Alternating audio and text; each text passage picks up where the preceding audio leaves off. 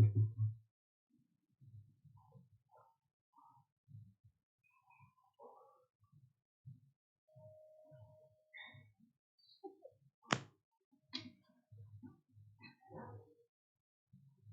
morning, everybody. Thank you for being our small but mighty band here in the sanctuary this morning. Greetings to all of you who are watching remotely and enjoying your holiday today. We welcome you to the First Unitarian Church of Alton, Illinois. This is a welcoming religious community, and we are so glad that you are here. I am Reverend Dr. Claudia Hall. My pronouns are she or they, and I'm serving here as the incoming minister at the end of summer, so I'm super excited to be working more closely with you again. And we just want to welcome everybody this morning. This is a place that you can come and be at home, where comfort, spirit, justice, and hope are the watchwords. We are Unitarian Universalists.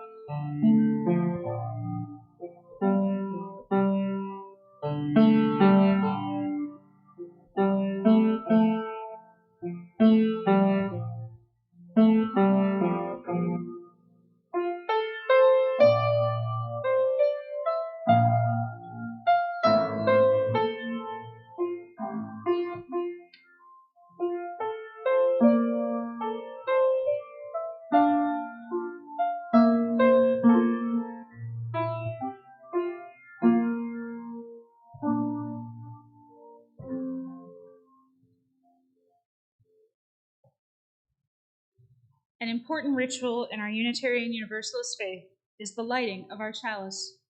We have many different interpretations of our flaming chalice, including the light of reason, the warmth of our community, and the fires of hope. Join me in celebrating all of these reasons and your own. If you are watching elsewhere and you want to have your chalice or candle handy, please go ahead and light it now as we all join in saying the unison words projected on our screen. We hallow this time together by kindling the lamp of our heritage. I invite you, as you are willing and able, to join me in a spirit of prayer and meditation. Spirit of past memories and future hopes, we gather today to remember all who have died, especially those who died in war while protecting democracy and freedom. We acknowledge the many ways that America has failed and is failing to be a true home where all people are welcomed, uplifted, and given true equality. We grieve today in many ways and on many levels, even as we are proud of those who have served. Our feelings can be complicated and often overwhelming. We ask that today we find here a place we are welcomed, strength to challenge the way that things are falling short of our ideals, and that we may have hope that our collective grief and action can be an agent of transformation, that the sacrifices so many have made will continue to push the moral arc to true justice and equality, to that beloved community that we yearn for and are working together to create. May it be so. Amen, and blessed be. I invite you to remain seated and join us in our hymn in the gray hymnal projected on the wall, number 336, All My Memories of Love.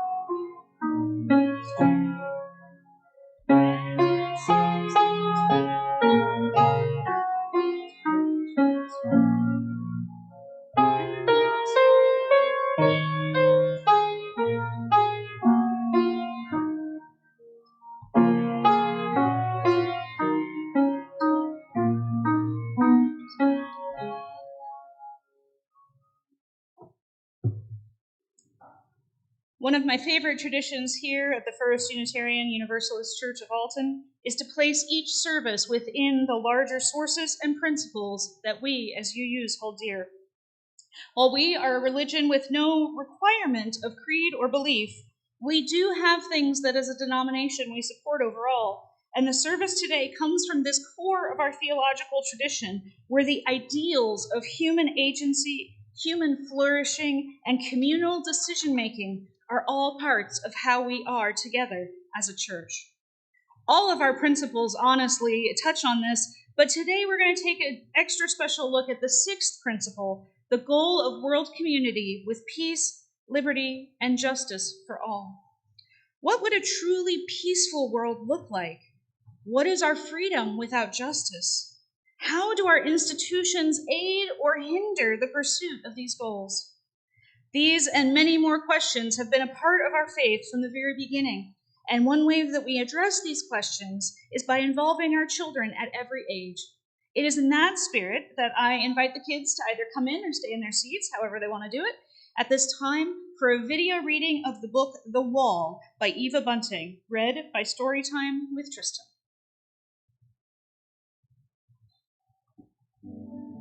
The Wall by Eve Bunting and illustrated by Ronald Himmler.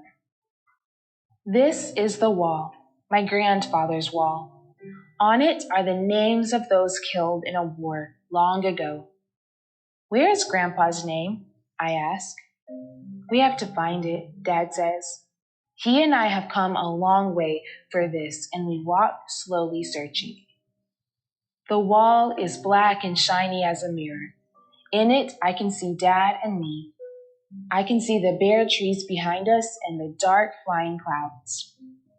A man in a wheelchair stares at the names. He doesn't have legs. I'm looking, and he sees me looking and smiles. Hi, son. Hi. His hat is a soft, squashed green, and there are medals on it. His pant legs are folded back, and his shirt is a soldier's shirt. A woman old as my grandma is hugging a man, old as my grandpa would be. They are both crying. Shh, he whispers. Shh. Flowers and other things have been laid against the wall. There are little flags and an old teddy bear and letters weighted with stones so they won't blow away. Someone has left a rose with a droopy head. Have you found Grandpa yet? I ask. No, Dad says. There's so many names. They are listed under the years when they were killed. I found 1967. That's when my grandpa died. Dad runs his fingers along the rows of print, and I do too. The letters march side by side like rows of soldiers. They're nice and even. It's better printing than I could do. The wall is warm. Dad is searching and searching. Albert A. Jensen, Charles Bronowski, George Muniz, he mutters. His fingers stop moving. Here he is. My grandpa, I ask. Dad nods. Your grandpa. His voice blurs. My dad. He was just my age when he was killed. Dad's rubbing the name, rubbing and rubbing, as if he wants to wipe it away. Maybe he just wants to remember the way it feels. He lifts me so I can touch it too. We've brought paper. Dad puts it over the letters and rubs on it with a pencil so the paper goes dark and the letters show up white. You've got parts of other guys' names on there too, I tell him. Dad looks at the paper. Your grandpa won't mind. They were probably friends of his anyway, I say. Dad nods. Maybe so. A man and a boy walk past. Can we go to the river now, Grandpa? The boy asks. Yes. The man takes the boy's hand. But button your jacket, it's cold. My dad stands very still with his head bent. A bunch of big girls in school uniforms come down the path. Their teacher is with them. They are all carrying more of those little flags. Is this wall for the dead soldiers, Mrs. Gerber? One of them asked in a loud voice. The names are the names of the dead, but the wall is for all of us, the teacher says. They make a lot of noise and ask a lot of questions, and all the time Dad just stands there with his head bowed, and I stand beside him. The girls stick their flags in the dirt in front of the wall and leave. Then it's quiet again. Dad folds the paper that has Grandpa's name on it, and he puts it in his wallet. He slides out a picture of me, one of the yucky ones they took in school. Mom made me wear a tie. Dad puts the picture on the grass below Grandpa's name. It blows away. I get it and I put it back and pile some little stones on top. My face smiles up at me from under the stones. Grandpa won't know who I am, I tell Dad. I think he will, Dad says. I move closer to him. It's sad here. He puts his hand on my shoulder. I know, but it's a place of honor. I'm proud that your grandfather's name is on this wall.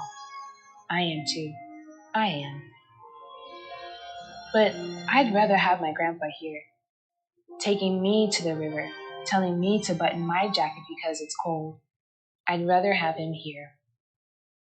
At the end of this story, the author left us a note to give us more information about the wall. The Vietnam Veterans Memorial honors the men and women of the armed forces of the United States who served in the Vietnam War. On it are listed the names of those who gave their lives and those missing in action. The memorial is located in Washington, D.C. On the long black wall are more than 58,000 names.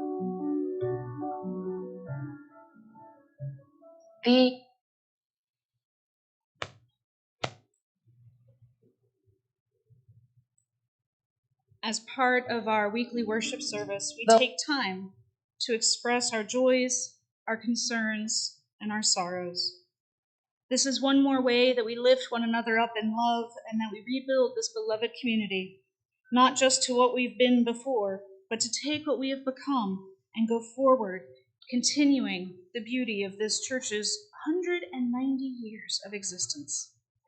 If you would like to recognize a joy, sorrow, or milestone, we ask that you come forward and take the stones and put them in the bowl. For those of you who are watching at home, feel free to hold a stone or other piece in your heart as we come forward at this time.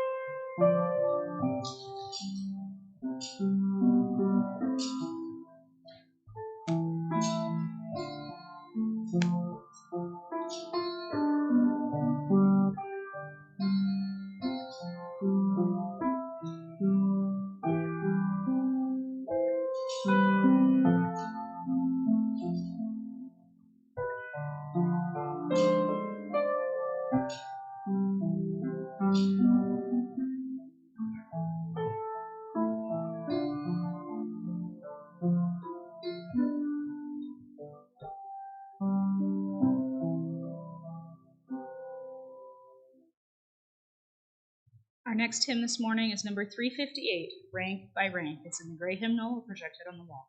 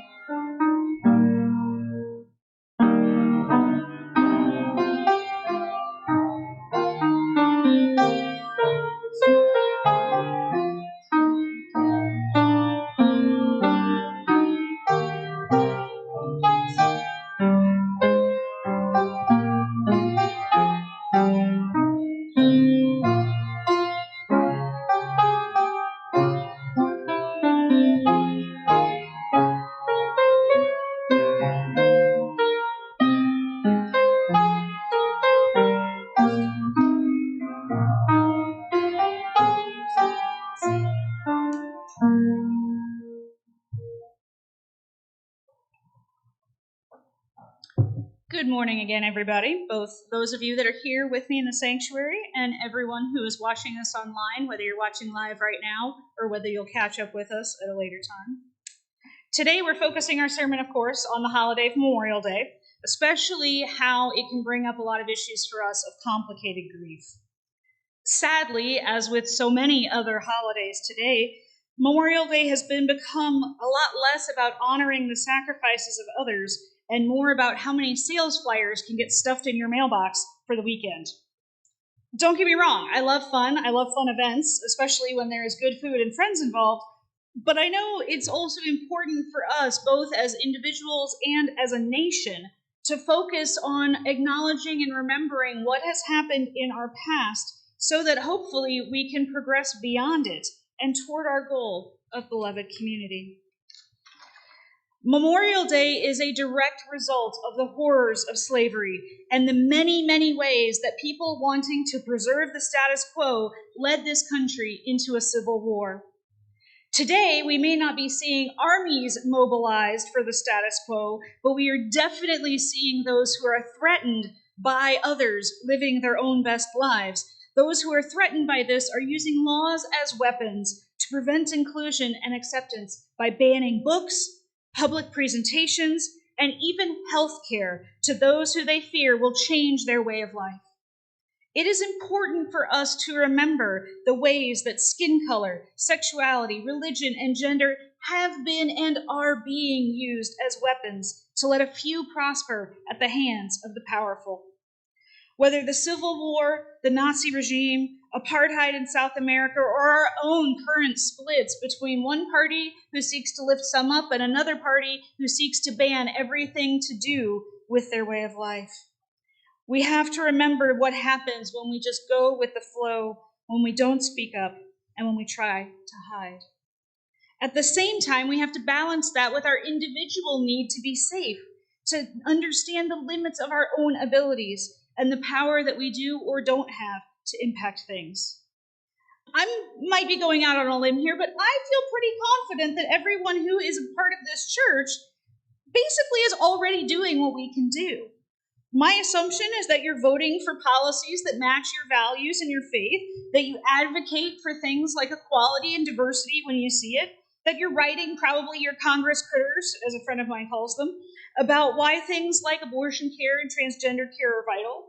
And hopefully we practice what we preach as a congregation by providing a safe place where people can be authentically themselves while creating meaning in their lives.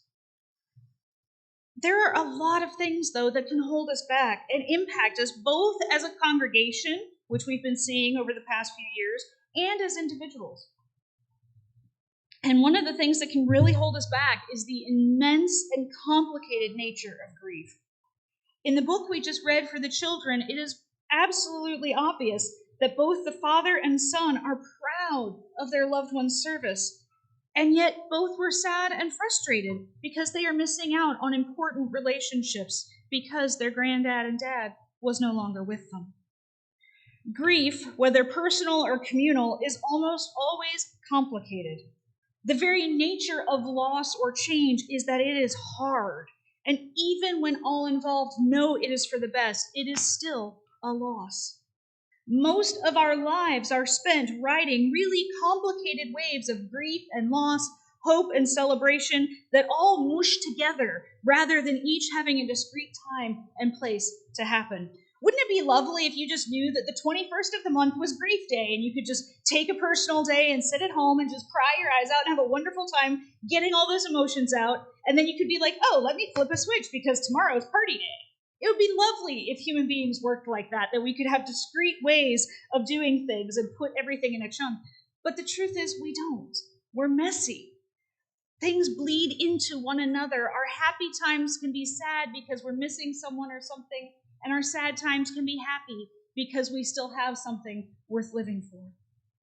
Memorial Day is one of these days where, if we think about it, we get to see the complexity of our emotions and allow them expression. While today we would say, at least I hope everyone here would say, that the South was wrong to want slavery and to fight a civil war. But for the people involved, it wasn't always so clear-cut. Some fought because they were forced to. Others because if they didn't, their land would be taken away.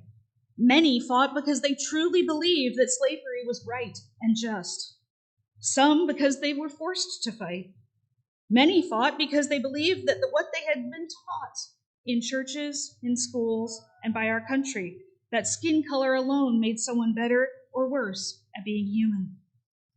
Honestly, we will never know most of the people who fought in the Civil War's individual motivations, only that they fought and died to keep racism and slavery at the heart of our country, something that we are still fighting today. The North, on the other hand, was not infinitely better either, for there are many who accepted slavery, and even more, even some abolitionists who used slave-made goods to enrich themselves at the expense of the enslaved. Let me be clear that racism is utterly and completely wrong, and it is also present at every level of our society in a million different ways. I can say the same about homophobia, bi-erasure, transphobia, anti-Semitism, and many other awful beliefs, all of which require some humans to be treated as less, as not worthy, as different. It is hard enough to fight these things when they are just out there in society somewhere, but people we may love and care about can say and believe some absolutely horrific things. Can we still care about them? Can we still have a relationship with these people? How can we be our best selves and live out our desire for beloved community if we have people like that in our lives? These are not easy questions, and there are not easy answers. Sometimes people are just too messy and have too many beliefs that are antithetical to who you are to sustain a relationship with and you still be healthy. Certainly, if someone is abusing you, I'm begging you to seek help. But there are a lot of shades between horrific abuser and wonderful saint, and we live most of our lives in that messy between, both with ourselves and with others, whether they be alive or dead. I can't give you a one-size-fits-all answer for when you should keep a relationship going and when you should leave. In fact, I feel it is probably most accurate to say that every situation is different and every person is going to need a different response. But one thing that our faith does give us is ways to help navigate through this less than ideal, messy world that we live in. There are two things I'm going to focus on today. I know it should be three because I'm a minister. We're always supposed to do 3 points to a sermon, but I'm just going to do two for today. And the two major things that I think our faith teaches can help us navigate complex grief and relationship issues are, first of all, establishing firm, clear boundaries. And second of all, reminding yourself of what your goal is, both as an individual and as a part of this faith. Are we truly about creating a heaven on earth that we call the beloved community? Having goals helps us understand whether a relationship might be moving us towards that goal or pulling us back from that goal. And between that and having clear boundaries, we can sort of start to navigate these treacherous waters a little bit easier. First, firm, clear boundaries. This is so much easier said than done. And I am certainly not perfect, and I am not there yet where I have the best boundaries ever with everybody. So please do not hear me saying this as someone who's achieved. I'm right in the messy mess with everybody else. These boundaries can be really hard, especially in family relationships, because when you were growing up in this family, you have or had less control. You weren't considered an adult. You were someone who was done to and not someone who got to have strong boundaries necessarily. When I work with people who are getting married, I try to remind them that weddings are an opportunity to renegotiate your family boundaries as you enter into a new phase of your life.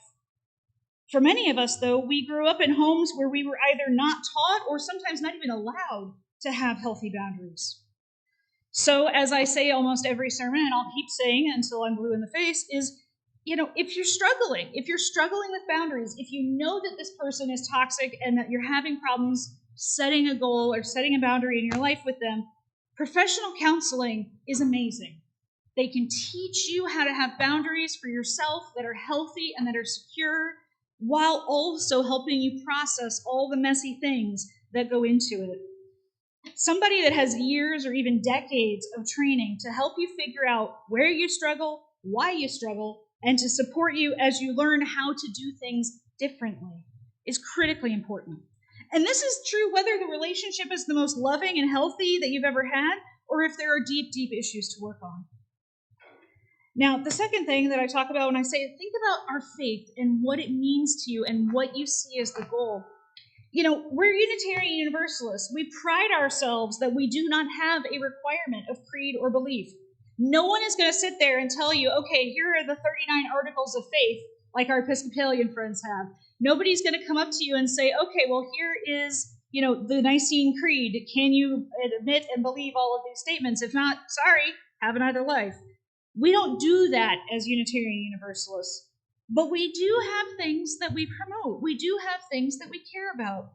And one thing that I think is really helpful, especially in a faith that's as flexible and open-minded as ours, is to have a personal statement of faith. Knowing it can change over time. What you believe today may not be what you believe in 30 years, and that's okay. But take time, sit down, ask yourself, who am I in relationship to the universe, to the planet, to other humans, to animals, to plants, to those I love and care for? Who am I in relationship to people who may have hurt me very deeply? Who am I in relationship to people who cannot stand the fact that I exist? Look at the issues of the day and ask yourself why you believe what you believe. And organize your thoughts ahead of time so you don't have a knee-jerk reaction when that relative of yours insists on bringing up the idea that, quote, abortion is murder, unquote, at a family dinner. See, I say that because a lot of times when we get into those situations, especially if we've struggled with boundaries in our lives, it's really easy to stumble and stutter and and fall to pieces, because you're not just dealing with that moment, you're dealing with all the other moments where your beliefs haven't been listened to, where you haven't had someone support you, where you haven't been in a place where you had agency over yourself. So take the time when you're not in the middle of a complicated and very stressful event. Take the time when you have a moment here or there to think about these things and to come up yourself with why you believe what you believe and how you think this matters for making a better world. Again, this is so much easier said than done, especially if you come from a super conservative background or you're made to feel like you can only belong in your family if you think and act just like they do. But think about these issues and think about how our faith gives you tools to reason and reflect through the issue for yourself.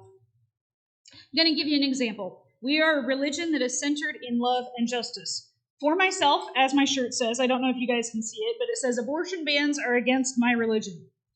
The reason I say that is because I believe that every person has the moral agency and the authority to make decisions for their own self, for their own body. I believe that people have, as we say in our first principle, inherent worth and dignity and deserve compassionate and non-judgmental health care. I believe that we desperately need, as a country, better systems of justice so that no one is forced to give birth and no one is forced to be in poverty just to have a family. For me, when I articulate this and I write it on paper and when I stand up here and I say this to all of you, it aligns. It aligns with my faith and my values. But I still hear the voice of my mother coming from that super ultra fundamentalist purity culture and on about how people who got pregnant and wanted an abortion were bad or sinful or evil, that they were doing the devil's work, on and on and on. It is one thing to come up with a statement of faith and to argue that with the living, but how can you establish boundaries with the dead? Again, counseling is super helpful. There's techniques that work with setting boundaries that you can work through even if someone is not physically present. Things like, I wore it today, a reminder bracelet that you can touch, something that you can hold on to physically every time you catch yourself with the negative voices running in your head. Reminding yourself, it's a physical way to remind yourself that you are able to be a different person who believes, thinks, and feels differently than the way you were brought up. There's a saying, and I see it in a lot of memes these days, that says, don't let somebody live in your head rent-free. I think that's kind of powerful these days because it's true. Whatever awful things have been said or done to you in the past only have the power you give them. And that's something we forget a lot. And again, I'm not saying, oh, snap your fingers and be better. Snap your fingers and the anxiety's gone. That's not how this works. It takes a lot of work. It takes a lot of personal digging. It takes a lot of communal digging with a counselor or trusted friends. And it absolutely may require medication. And that is okay. The important thing is that you're working on yourself because you know, or at least you are being taught here in this place, that you are a person of infinite worth and value. There's another thing that I find really helpful that I'm going to offer up to you today is a ritual of talking with or writing to the person can be really helpful for both positive and negative things. My father was a veteran of the Korean War, and he came out of that, like so many of our soldiers still do, with a lot of trauma and a lot of problems. And those problems and those traumas bled into the way we were treated as children. It bled into the things that we were taught, the things that we believed. It really just destroyed a lot of relationship stuff in our lives. So not only did I have to do the rituals of finding my own boundaries and talking to myself, but I also wanted to tell Dad, there's things you did right. There's things you did better than your parents did to you. There's things that you did better with us than your grandparents did to your parents. It's okay to write someone a letter where you tell them all the great things you did and how much you love them, and also tell them the ways that what they said or did or taught was wrong, that your religion teaches you that you are a person of worth and who deserves love, dignity, justice, and compassion. You can write both of these letters to the same person. Truly, very few people are all saints or all sinners. You can love someone and know that they say, do, and sometimes perpetuate terrible systems of injustice and violence. You can be thankful for all the ways you are loved and cared for, and also rage against the ways that others are being mistreated. Both are possible. Sometimes, though, it is one or another. Somebody is just so abusive and so toxic and so difficult that it isn't healthy for you to be in relationship with them, and that is okay too. Not that it's okay that there's this horrible relationship, but it is absolutely okay to say, I can't be healthy and be in a relationship with you. So for my own sake, for my own worth and value, this has to stop. I'm stepping away. You should be able to define yourself and your beliefs and the life you want to live for yourself without shame or guilt or fear for being different. For me, I wrote letters like that, made myself a safe space, and took the time to process it. It may involve yelling and screaming and throwing things. Do what you have to do. And then in your sacred space, destroy it. Ritualistically let go of the power that those words and emotions have had in your life. Don't let someone live in your head rent-free. Now, I have to say, I felt pretty great when the rituals were over and like, yay, I've made it, I've gone ahead, I've taken the boundaries, I've dealt with the things in my past. But it's not a one and done. Grief is one of those things that it's going to hit you at the weirdest times and in the weirdest ways, and you may not always be prepared for it. So I want you to know honestly that this is not a one and done for the vast majority of people. Periodically, you're going to have to go back again and again to let go of new emotions, to set new boundaries around a situation, to process memories that have just come up. And that too is okay because there is no timeline for grief. You can do this for those who are dead, and you can also do it for those who are living, because setting boundaries and believing in yourself is excellent work anytime. The other thing that I think is important as part of our faith statement is not just what do I believe in the here and now, but what do I think the purpose is, right? Like, why do I get up on Sunday morning and get dressed and drive an hour to come to this place? What's the point? Well, we're not as worried as many churches about saving your soul for some immortal afterlife. Maybe you have that belief, and that's fine. But if you don't have that belief, why are you here? What are you doing? Why are you invested in this place? Because we know you deserve to be here, and we want you to feel like your faith is offering you ways to have a life and to have a goal, even if you may not reach that goal in your lifetime. For me, the idea of the beloved community where human beings as a species are no longer destroying our world and each other, but are working together to preserve and tend and care for the world and each other, I feel is a goal worth living for. Now, this gives a goal to strive toward. It's a way to express our faith that isn't just, well, we're not like that. Too often, Unitarian Universalists struggle with this idea that we have to be not like those guys, right? So even when I was talking about your personal statement of faith, I'm saying, well, we're not like the Episcopalians, and we're not like the Catholics, and we're not like this. We also need to be for something. We are for justice. We are for equality. We are for inclusion of those who have been marginalized in our society. We are for a world in which no one again has to be marginalized. We believe as a whole, again, you may differ from this, and that's one of the beauties of our faith, is that we can be different about it. But we believe as a faith that love is the core, that justice is love given hands and feet, and that this idea of a beloved community is what we're going for. Again, nobody's going to kick you out of our church or scratch your name out of the membership book if you don't believe exactly that. And nobody is going to force you to do things that are against your personal beliefs. But I do think it's important to know what we stand for as a people, not just how we're not like others. Some religions say that belief is most important. UUs generally say that our actions are most important. Where do you fall on that spectrum? What do you think about what I've said today about love and justice and beloved community? A personal faith statement is a way to articulate it, not just to let go of our past, but to motivate us for the future. If all we're doing is living in the past and trying to deal with our past things, we forget that we're actually physically here in this moment, in this present, and that we are of infinite worth and infinite value, and we belong in this time and space. So setting boundaries and letting go is part one, but setting goals and making plans for a better future is part two.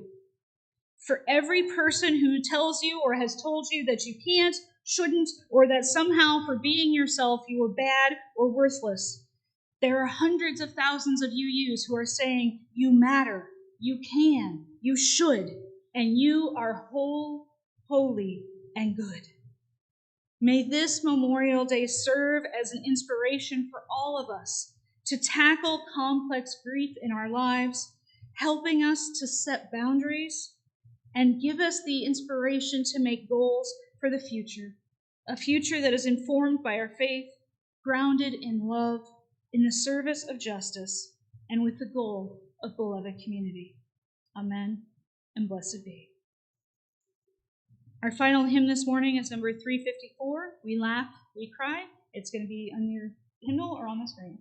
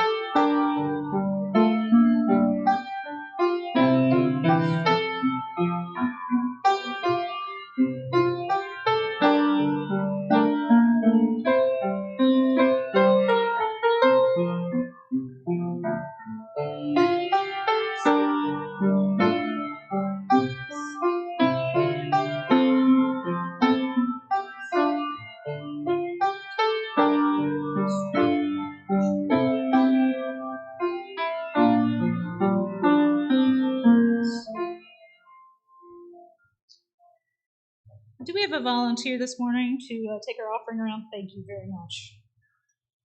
As we pass around the offering basket, I offer the reminder that our community of faith is supported only by our giving. Our stewardship, as we all know, is more than just our finances. It's also our time and talent that we give to help this church. Thank you so much for the sharing that you do every week in and out with all the ways that you serve this beloved community. We ask that as we give what we can and what we are able, that we do so because we are a generous people.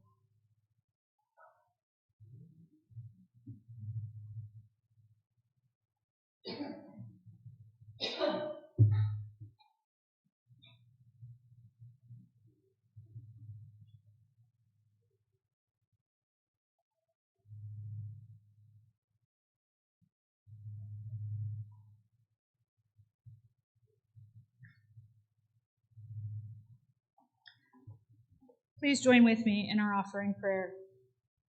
May this offering equip us to inspire love and seek justice.